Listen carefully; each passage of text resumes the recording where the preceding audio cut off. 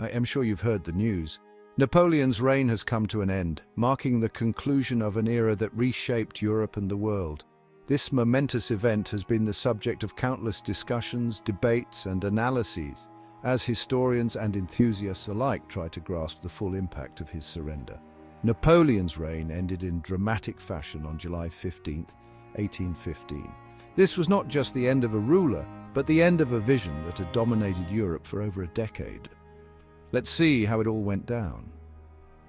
The events leading to his surrender were a series of dramatic and intense moments that culminated in a historic turning point. On June 18, 1815, the Battle of Waterloo shattered Napoleon's dreams of a comeback. This battle was a decisive moment, a clash of titans that would determine the fate of Europe. His French forces faced a crushing defeat by the Seventh Coalition, led by the Duke of Wellington and Field Marshal Blücher. These leaders, with their strategic brilliance and unyielding determination, orchestrated a victory that would echo through the annals of history. The turning point, the Prussians arrived just in time, and the French Imperial Guard's charge failed miserably. This failure was a critical blow to Napoleon's forces, sealing their fate and ensuring the coalition's triumph. After his defeat, Napoleon hightailed it back to Paris. His retreat was a somber journey, a stark contrast to the triumphant marches he once led. By June 22nd, he abdicated again. This second abdication was a moment of resignation and acceptance, as Napoleon realized that his time as a ruler had truly come to an end.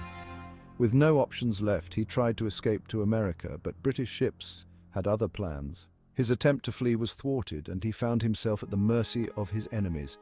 Finally, on July 15th, Napoleon surrendered to Captain Frederick Maitland of the HMS Bellerophon. This surrender was a formal and symbolic act marking the end of his reign and the beginning of his exile. Goodbye throne, hello exile on the remote island of St. Helena. This island, far from the centers of power and influence, would be his final home. And just like that, the Napoleonic era was over. The reactions to this news were varied, with some celebrating the end of his rule and others mourning the loss of a charismatic leader. Europe would never be the same, with new borders and a balance of power taking shape. The diplomatic efforts that followed his surrender were intense and complex, as leaders sought to rebuild and stabilize the continent. The fall of one man and the rise of a new world order. This shift in power dynamics would influence global politics for years to come, setting the stage for future conflicts and alliances. What a day in history! The surrender of Napoleon marked the end of an era and the beginning of a new chapter in the story of Europe and the world. This day will forever be remembered as a turning point, a moment when the course of history was irrevocably changed.